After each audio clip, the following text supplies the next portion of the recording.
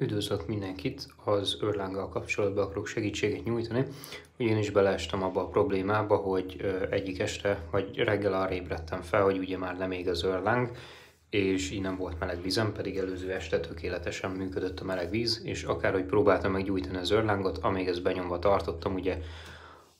addig égett az őrláng, utána meg nem, mivel hátul ott az őrláng pont egy ilyen diódára lövi rá a lángot most, ami ugye behúzva tartja a mit tudom én milyen kapcsolót, ami miatt ég az őrláng és működik a kazán.